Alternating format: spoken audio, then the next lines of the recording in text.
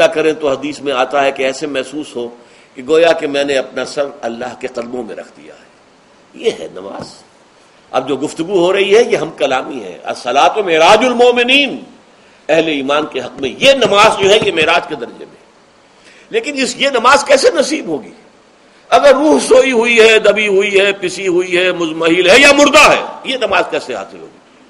چاہے آپ 5 وقت کی نماز پڑھ رہے ہو، چاہے آپ نے ہیبٹ بنا لیا ہو نماز کو، چاہے خوش بھی ہو گیا ہو، لیکن یہ کہ جب تک وہ روح بیدار نہ ہو، جب تک ہم کلامی نہ ہو. افلاق سے آتا ہے نالوں کا جواب آخر، اٹھتے ہیں حجاب آخر، کرتے ہیں خطاب آخر. جب تک یہ نہ ہو، جیسے کہ میں ایک حدیث قدسی انشاءاللہ آج سناؤں گا سورہ فاتحہ کے ضمن میں، کہ اللہ تعالیٰ کے سامنے جب کھڑا ہو کر انسان جب کہتا ہے انی وجہت وجہی للذی فطر السماوات والارض حنیفا، دائیں بائیں سے بالکل اپنا تعلق کاٹ کر میں نے اپنا رخ کر لیا ہے اس اللہ کی طرف جس نے آسمانوں اور زمین کو پیدا کیا. اب یہ توجہ وجہ تو اگر یہ تو ہے چہرہ تو ہم نے کر دیا خانہ کعبہ کی طرف، اندر سے ہماری روح متوجہ نہیں ہوئی، وہ سوئی پڑی ہوئی، اسے پتہ ہی کچھ نہیں کہ کیا ہو رہا ہے. تو اس صورت میں وہ کیا ہے؟ ظاہری بات تو پوری ہو گئی، نماز کا ثواب ہو جائے گا، فرض کی ادائیگی کا ثواب مل جائے گا، لیکن وہ اصل نماز تو حاصل نہیں ہوتی. یہ ہے وہ بات کہ وَإِذَا سَأَلَكَ عِبَادِي عَنِّي فَإِنِّي قَرِيبٌ. اے نبی، جب میرے بندوں کی روحیں بیدار ہو جائیں، توانا ہو جائیں، حیات تازہ سے وہ ہم کنار ہو جائیں، اور پھر وہ میرے بارے میں پوچھیں، وہ میرا تقرب حاصل کرنا چاہتے ہیں، تو آپ سے پوچھیں تو کہیے میں قریب ہوں. اجیب دعوت الداع اذا دعان، یہ ہے وہ دعا، میں ہر پکارنے والے کی پکار، ہر دعا کرنے والے کی دعا کو سنتا ہوں، قبول کرتا ہوں، جواب دیتا ہوں جہاں کہیں بھی مجھے پکارے. اذا دعان، اس میں در حقیقت وہ مفہوم آ گیا ہے there and then wherever. آپ اپنے گھر میں ہو کر پکاریں اللہ کو، آپ بستر پر لیٹے ہوئے پکاریں اللہ کو. الذین یذکرون اللہ قیاما وقعودا وعلی جنوبہم. ہاں ٹھیک ہے، بعض مقامات بعض اوقات قبول دعا کے لیے زیادہ سازگار ہیں، حرم میں جا کر دعا مانگی جائے، اور منا میں، عرفات میں خاص طور پر، جبل رحمت پر خاص طور پر، ملتزم جو ہے کعبے کا اس پر خاص طور پر، وہ ایام بھی ہے خاص. لیکن یہ نہیں ہے کہ بقیہ دنوں میں آپ کے اور اللہ کے درمیان کو بڑا فاصلہ ہے. یہ سارا دنیا میں مشرکانہ نظاموں نے تصور پیدا کیا، اللہ تو دور ہے، دور ہے، دور ہے، دور ہے، پاک ہے، پاک ہے، پاک، تم ناپاک ہو، ناپاک ہو، ناپاک ہو، اور تم تو بڑی پستی میں پڑے ہو، تم اللہ سے براہ راست ہم کلام نہیں ہو سکتے.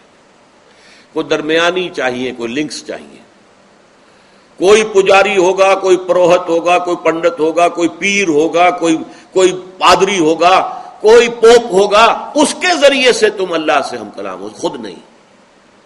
اور جب ذریعے بیچ میں آ گئے تو ان کی مٹھی گرم کرو، ان کی چاپلوسی کرو، ان کو بھی جو ہے چادریں چڑھاؤ، ان کو نذرانے پیش کرو. یہ ہے بدترین ایکسپلائٹیشن جو مذہب کے ذریعے سے نوع انسانی کی ہوئی ہے. یہ 2 ایکسپلائٹیشن دنیا میں ہوئی ہے تاریخ انسانی میں.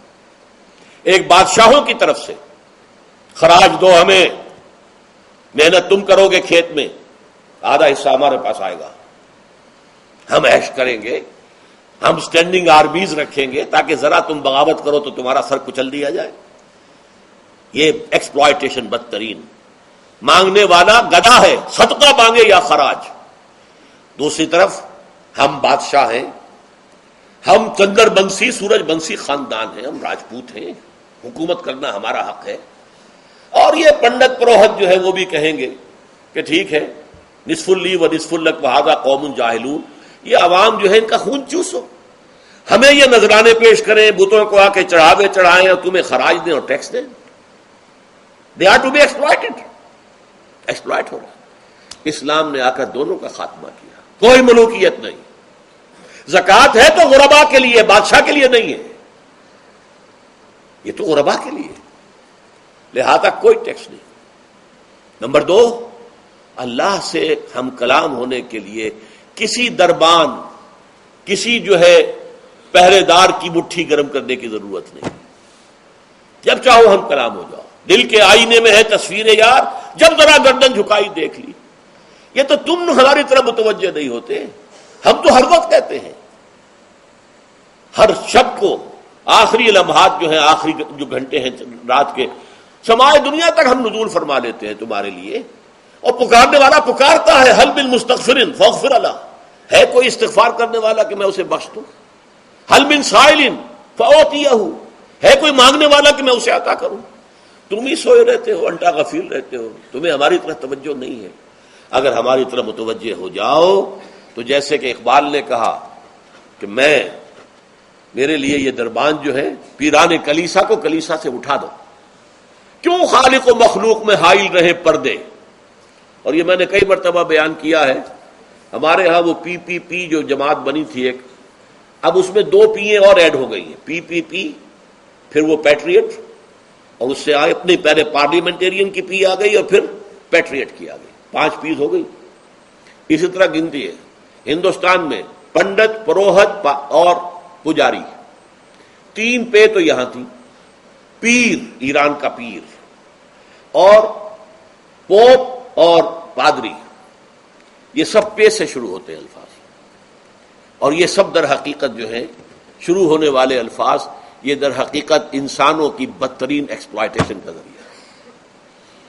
وَإِذَا سَأَلَكَ عِبَادِي عَنِّي فَإِنِّي قَرِيبٌ أُجِيبُ دَعْوَةَ الدَّاعِ إِذَا دَعَانِ فَلْيَسْتَجِيبُوا لِي. ہاں ایک تقاضا ہے، لیکن اس سے پہلے یہ بات سمجھ لیجئے، میں اس آیت کو میگنا کارٹا جسے کہا جاتا ہے حقوق انسانی کا سب سے بڑا چارٹر، میں اس سے کہیں بڑا چارٹر قرار دیتا ہوں کہ اللہ کہتا ہے مجھ سے ہم کلام ہونے کے لیے کسی واسطے کی، کسی وسیلے کی کوئی حاجت نہیں، جب چاہو مجھ سے ہم کلام ہو جائے.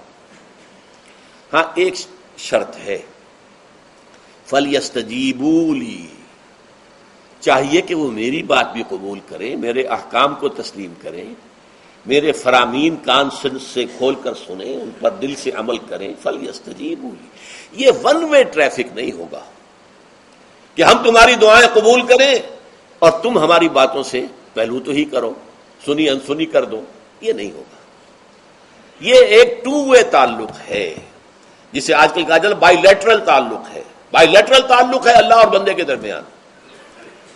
بندہ توبہ کرتا ہے معاصی سے، اللہ تعالیٰ بھی اس کے لیے بھی لفظ تواب ہے، وہ بھی اپنی رحمت کے ساتھ دوبارہ متوجہ ہو جاتا ہے. تم اللہ کو یاد کرو، فاذکرونی اذکرکم، مجھے یاد رکھو میں تمہیں یاد رکھوں گا. ان تنصروا اللہ ینصرکم، اگر تم اللہ کی مدد کرو گے اللہ تمہاری مدد کرے گا. یہ ہے 2 طرفہ معاملہ. اسی طریقے سے تم چاہتے ہو کہ میں تمہاری دعائیں قبول کروں، اجیب دعوت الداعی اذا دعان، میں ہر پکارنے والے کی پکار کو سنتا ہوں جب اور جہاں، ویئر اینڈ وین وہ مجھے پکارے. لیکن لازم ہے فلیستجیبوا لی، وہ بھی میرا کہنا مانے، میرے فرامین کو کھلے کانوں سنے اور تہہ دل سے اس پر عمل کرے. ولیؤمنوا بی، اور مجھ پر ایمان پختہ رکھے، یقین اس کے ساتھ مجھے پکارے. لعلہم یرشدون، اب یہ سب سے بڑا لفظ آ گیا، تاکہ انہیں رشد حاصل ہو جائے. رشد، فوز، فلاح، رشد، یہ کئی الفاظ ہیں. فوز فائز، فلاح مفلحون، رشد راشدون. اور یہ لفظ استعمال ہوا صحابہ کرام کے لیے سورہ حجرات میں، اولئک ھم الراشدون.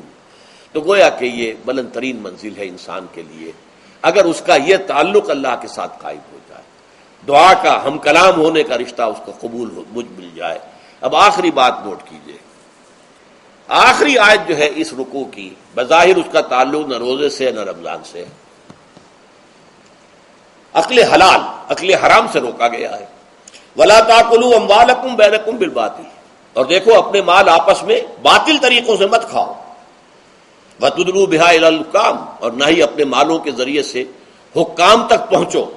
لِتَأْكُلُوا فَرِيقًا مِنْ أَمْوَالِ النَّاسِ بِالْإِثْمِ، کہ تم لوگوں میں سے کسی کا مال گناہ کے ساتھ ناجائز طور سے ہڑپ کر جاؤ، رشوت دے کر، اور اپنے حق میں کوئی غلط فیصلہ کروا لو. وَأَنْتُمْ تَعْلَمُونَ، جانتے بوجھتے یہ کام نہ کرو. بظاہر تو نہ روزے سے تعلق ہے نہ رمضان سے، پھر اس رکوع میں کیسے آ گئے؟ بڑا گہرا تعلق ہے، اول و آخر کا تعلق ہے. پہلی آیت میں مجرد روزے کی جو فضیلت بیان کی گئی تھی یا حکمت غائب کیا تھی؟ تقویٰ. یہ تقویٰ کا معیار ہے.